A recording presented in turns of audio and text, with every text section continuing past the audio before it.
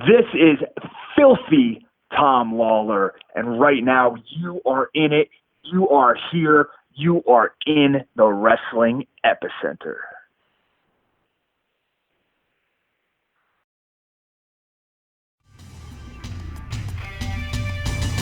You're listening to Interactive Wrestling Radio, featuring the interactive interview, courtesy of WrestlingEpicenter.com. Hey, this is Ken Shamrock, and you're in the Wrestling Epicenter. Oh! Welcome to another edition of Interactive Wrestling Radio right here on WrestlingEpicenter.com.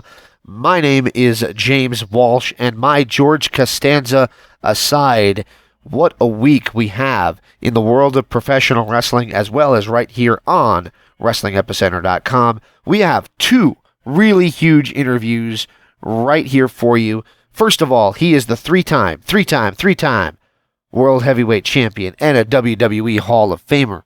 He's also the king of Bada Bing and the man who created DDPY and gave Scott Hall and Jake Roberts a new lease on life. Of course, I'm speaking of Diamond Dallas Page.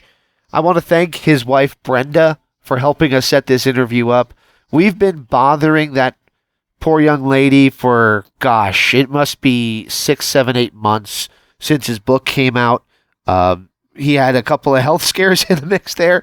Frankly, I was afraid he might be putting me off, but we got him on right after he made that appearance on AEW Dynamite this past Wednesday in a segment that blew my mind.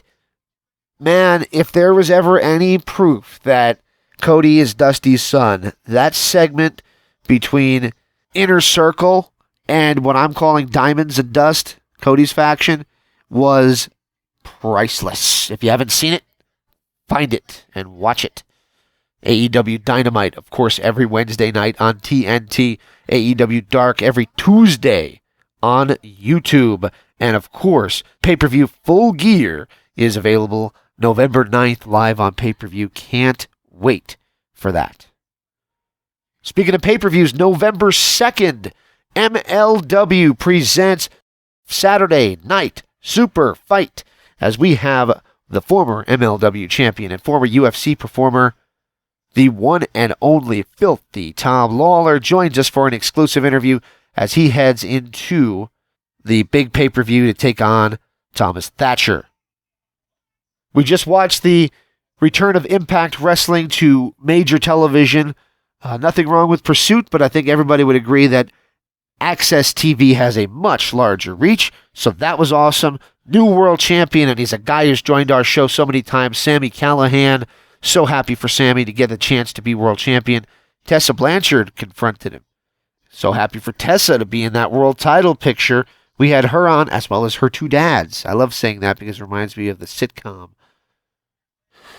Without any further delay, whatever your poison might be, whether it be DDP or filthy Tom Lawlor, we hope you enjoy what we do here at WrestlingEpicenter.com. If you haven't, please do click that subscribe button. Follow us on Twitter at WEpicenter.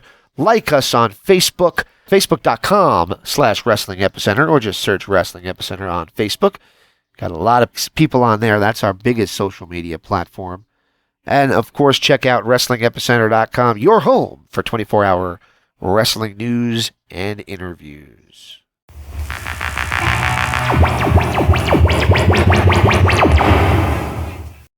This is Bruce Buffer, and Bill Farmer just hit you with the Hours Slam. Like what you're hearing? Follow us on social media. We are on Facebook at facebook.com/Wrestling Epicenter, or just search Wrestling Epicenter in the search box on Facebook. On Twitter at WEpicenter. On YouTube at IWR Interactive. And of course, check us out at WrestlingEpicenter.com, your hub and home of all things professional wrestling interviews. We're the originals, and we love what we do. Welcome back to Interactive Wrestling Radio. On the Newsmaker line with us right now is a gentleman who's going to be appearing on the big event this weekend, Saturday Night Superfight, MLW's first ever pay-per-view event. He is the former MLW World Champion, Filthy Tom Lawlor. Mr. Lawlor, are you with us? I am. Hopefully. Are you with me, or are you asleep? Did I put you out already? Nope, I'm still awake. Hoping this one goes well. So here we are. Like I said, we're at the weekend of the big pay-per-view that I know has been circled on MLW's calendar since it was announced, and it's a huge event happening at the Cicero Center Cicero Stadium up in Chicago. Thoughts heading into Saturday night's big pay-per-view? Well, if you take a look at the show from top to bottom, it's stacked. It's awesome. It's got everything you could ask for, everything you could hope for in a professional wrestling card. The main event, LA Park, and Jacob Fatu will be insane, I'm sure, on many levels. If you want to talk about insanity, Vance Warner, Jimmy Havoc, BCS 666 in a Stairway to Hell match. And then, you've got the flip side of all of that, violence, and a different kind of violence, as you'll have, of course, Timothy Thatcher, who called myself out, getting his comeuppance, getting his beating on Saturday night. Very good. Timothy Thatcher, I'm looking forward to seeing that match. Obviously, like I said, it's one of the top 2 matches on the card currently listed, so I guess you guys are going to be pretty high up on there, as you would be. Thoughts heading into facing Timothy Thatcher, and what do you think of his work? Because we've seen a lot of him in Evolve over the years. Yeah, I'm a fan of what Timothy Thatcher does in the ring. Obviously, he is a man of my own heart, a wrestler at heart, a traditional style competitor, which I absolutely love. He's hard nosed. He's gonna hit me as hard as he can and probably take whatever I can dish out. He's gonna try to rip me limb from limb, and that's exactly what I want when I get in there. I don't want somebody who's gonna try to run from the action. I want somebody who's going to bring it. And you mentioned Evolve and watching Timothy Thatcher there for years. Well, I can tell you that before I made my foray back into the wrestling world years ago, when WrestleMania was in Santa Clara, California, I was at the Evolve show watching Timothy Thatcher compete. And I thought to myself, that's a guy that I want to fight one day. And lo and behold, let's take a look. 4 or 5 years later, here I am. MLW Superfight this Saturday, me and Timothy Thatcher. Very cool, very cool.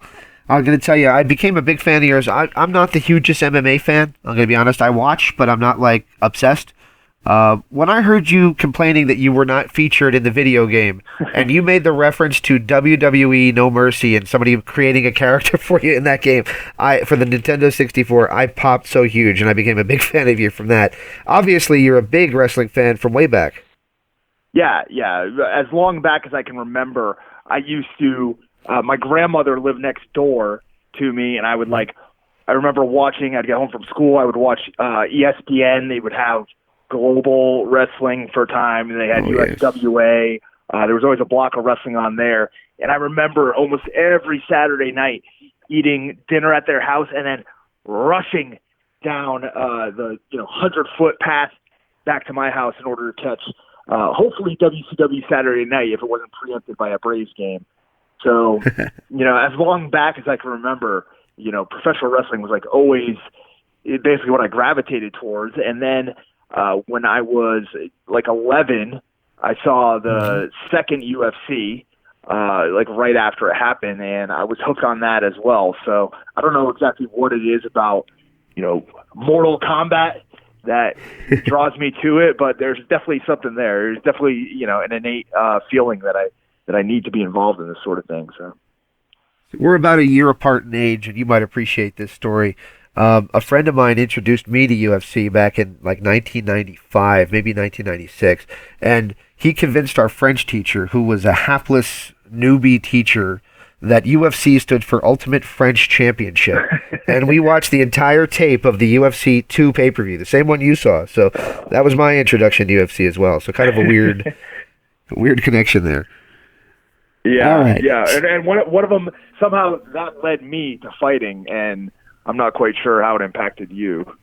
on your. Well, I'm a big fan of it. I'm a big fan of MMA, but I don't have my eidetic memory is only good for wrestling. Yeah. If I used it for good, it wouldn't be any. I wouldn't be able to use my memory for anything else.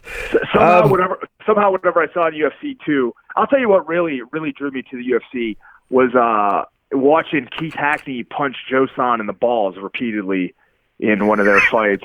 And I thought to myself, if I can be in a fighting situation and that it's not looked down upon and frowned upon, people are loving that, that's where I want to be.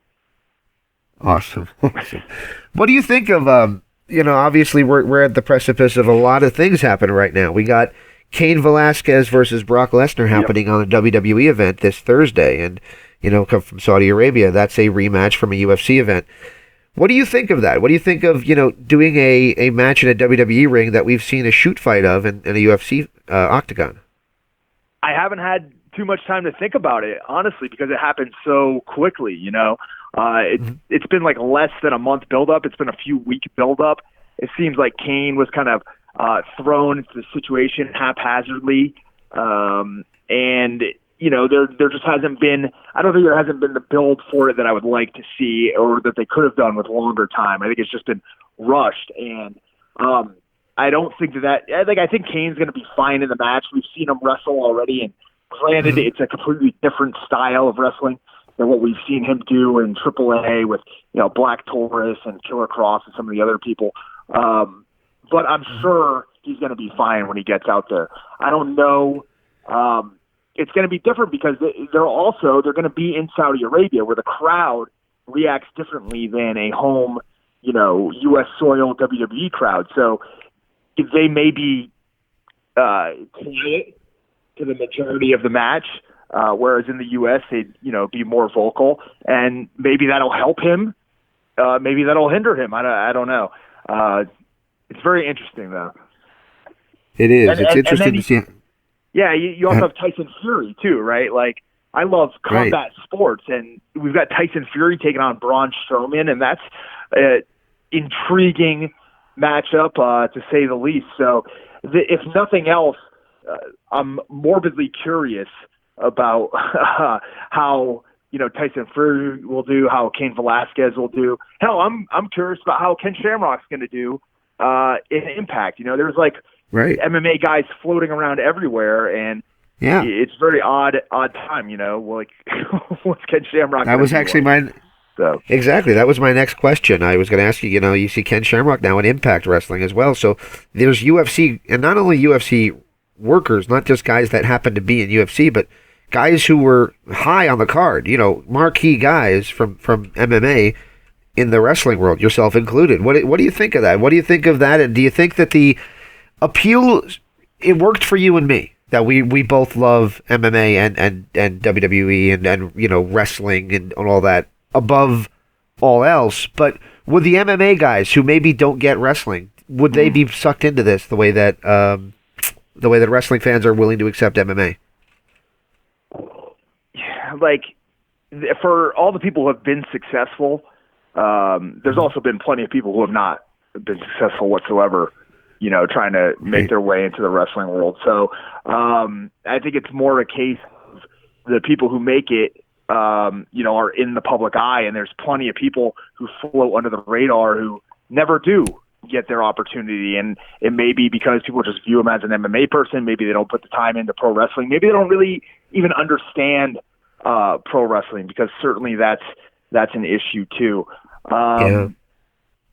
But like there's something that you cannot overstate when it comes to having an MMA background. It lends credibility, it lends legitimacy. And I mean, I'll be real honest with you. I would much rather be in the ring with somebody who knows how to pull a punch, but could also take my head off, because they're going to be able to recognize if something has landed, if they've gone too far, essentially, in the context of the match. So when, I see mixed martial artists who are skilled fighters, not just, bums off the street with a couple of amateur fights, but skilled fighters get into professional wrestling, there's like no doubt in my mind that for the most part, physically, they'll be all right. But like I said, there's plenty of people who either never make it further along in their wrestling career who did well in MMA, and there's plenty of people who have matches that you just never hear about again. Absolutely. And we're going to get back to MLW in just a sec, but I wanted to ask you, what are your thoughts on Josh Barnett's promotion with KOs and knockouts and countouts as the finish? It's a different style of wrestling. What do you think of that? Could that catch on? Well, I've also I've competed now in I did Matt Riddle's Bloodsport, which is the first iteration. Then I did Josh Barnett's Bloodsport 2. I also wrestled Douglas James at a FSW show here in Vegas, put on by Killer Cross, called Natural Killers, which was KO or submission, like I said. And I just competed against Chris Dickinson in a KO or submission only contest for Prestige Wrestling at the end of last month. Right. So it's something that I'm actually trying to do more of. There's been every blood sport show that's happened, there's been small kind of changes in the rules or how how the matches go down. So I think it's going to continue to evolve. There was talk, I think, about using 10 counts in the past, or maybe even bringing the ropes back and having rope breaks and kind of like a point system like UWFI. But I think that taking the ropes away and having that kind of setting it's something different.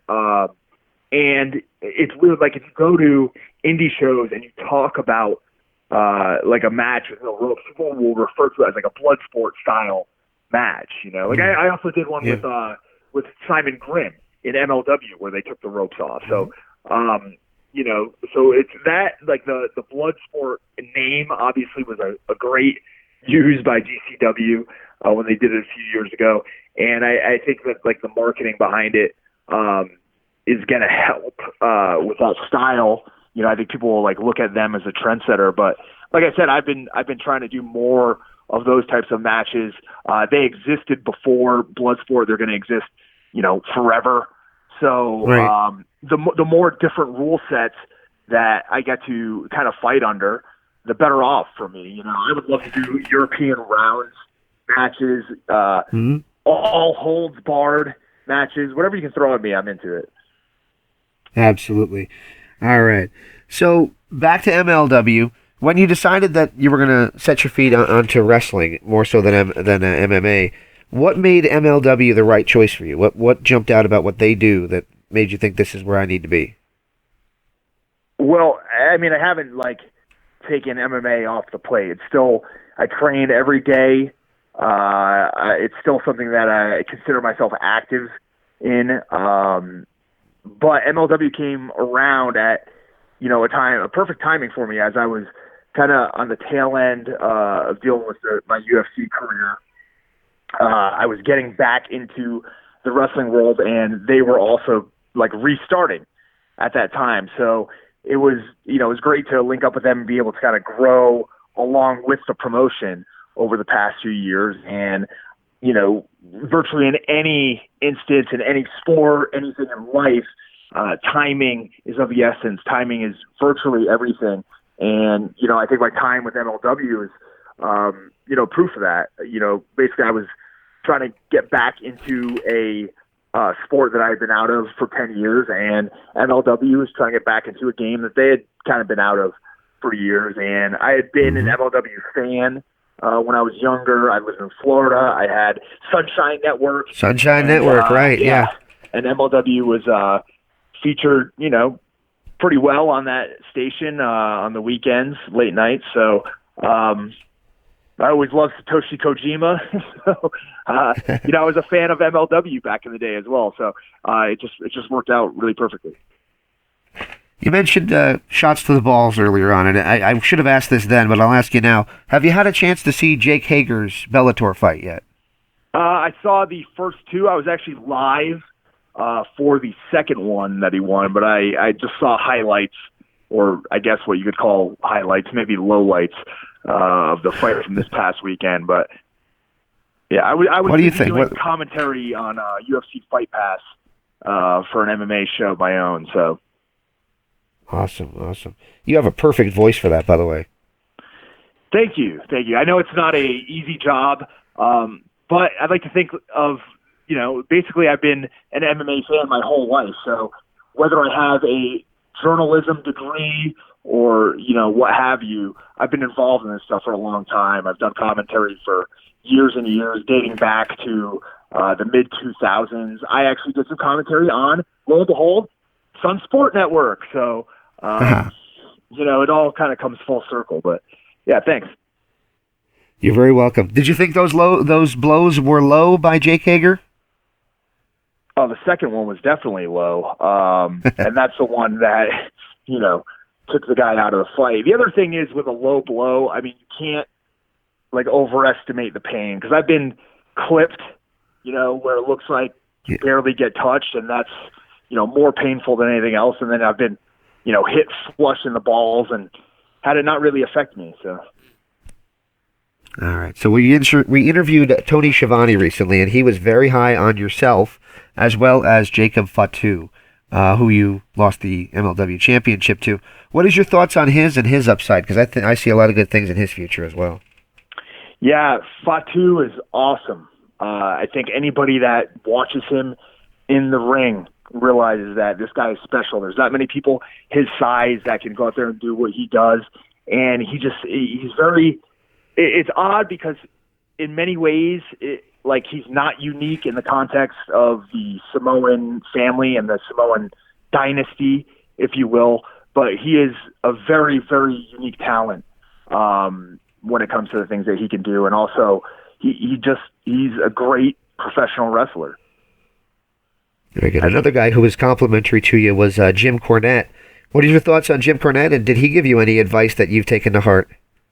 Yeah, what Jim Cornette was, for all the things, good and bad, people say about him, and, there's valid criticisms, I'm sure, on both sides. If you work with Jim Cornette, you understand why he's been around wrestling for so long, and as long as he has been. You understand why people look at him as one of the gold standards on the microphone and interviews throughout the years. He has a really... special way of getting you to kind of believe in yourself and believe in your character and pull that out of you. And I know he's doing work now with NWA, with the NWA and the NWA Power Show, and I've heard great things about him as an announcer. He was, great as an announcer in MLW, despite his hatred of some matches. But I have nothing. Nothing but good things to say about the dealings I had with him. Awesome. I drove his truck once, too. You got to drive the truck? Yeah. I can't remember what he calls it. That's awesome. Big Bessie or Big Betty or something. That's right, yeah. All right. So my final question is basically about where we're at in wrestling right now with MLW on pay-per-view and the great deal they got with beIN Sports, which has just been more successful than I think anybody could have ever hoped for. You mentioned the NWA Power, Impact tonight, starting on Access TV, WWE on Fox, of course, AEW on TNT. So much wrestling to choose from. I mean, even a fan like me is having to pick a day that I'm not watching wrestling just to desensitize to it. But what is your take on where we are in wrestling right now and what it means for you guys going forward and the popularity of the sport? Yeah, I have no clue what my take is. Might need to ask me next week, ask me the week after, ask me the week after that, because right now it seems like things are constantly in flux. Last week there's this announcement that New Japan USA is starting up as a territory, and there's new people being hired in places. There's decisions about ratings and investors calls this week that everybody's going to have to take a look at in the wrestling business. So I don't really have too many thoughts aside from, it's kind of like wait and see. There's a market out there clearly for wrestling. There's tons of fans, hardcore fans, who are willing to put money into it, much like, video games, sci-fi movies, kind of with technology the way it is now. You can build these large bases of really, really hardcore fans who are starving for, different content. So professional wrestling is not going anywhere, and I think it's going to become even more popular in the context of, like live theater and kind of destinations for party goers. I know myself, a lot of times when I go to independent shows, it's a party atmosphere. And I think AEW has done a good job of kind of capturing that as opposed to what you see on WWE. And I really think that that's kind of the way that it's going to move. You know, if you look, like I go to shows here in Vegas, and the feeling and the atmosphere behind them, it differs from show to show, but the ones that are more intimate are the ones that, you know, really catch like a hold of the public. And by involving, you know, the fans through social media, making them part of the show and, you know, making the whole show an experience rather than just you're there to watch, you know, I think that's what's going to really pay dividends. And each company has different opportunities to do that. I know, like for MLW, I had the opportunity, the chance to do meet and greets before the show, and just getting a meet and greet, you know, with the fans before you wrestle. That's like a thing that not everybody gets to do, you know. So, Right. So different places have different opportunities to kind of grasp a hold, and it's going to be important for them to do that. You know, kind of individually, and carve their own niche. Absolutely. I tell a lie. This will be my last question, then I promise I'll let you go. It was announced earlier today that MLW had signed a new co-executive producer in DeJoseph, who many people know best as the creative force behind Lucha Underground, which is a little bit different than what MLW presently is known as. What is your thoughts on that, and do you think it'll change the direction of MLW programming? I've got to imagine that it would. I would think, and I don't know what the, you know, what things are at Chris's disposal, what he is necessarily in charge of. You know, this is a hiring that was done today.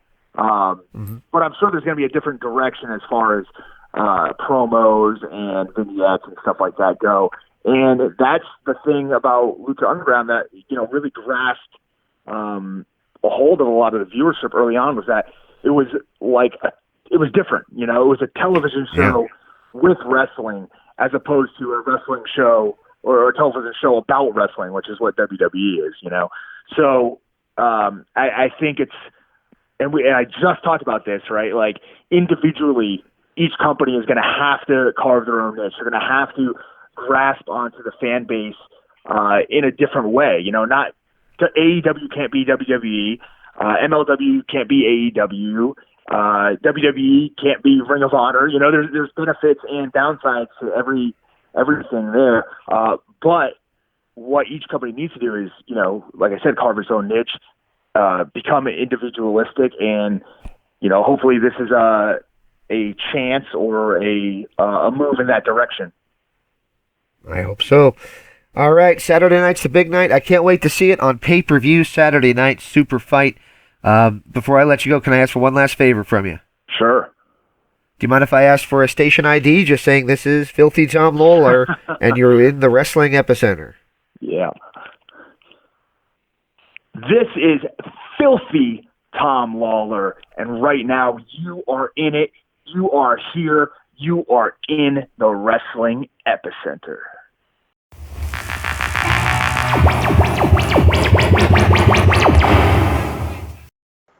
This is Dan the Beast Severn, the only Triple Crown champion in the Ultimate Fighting Championship history.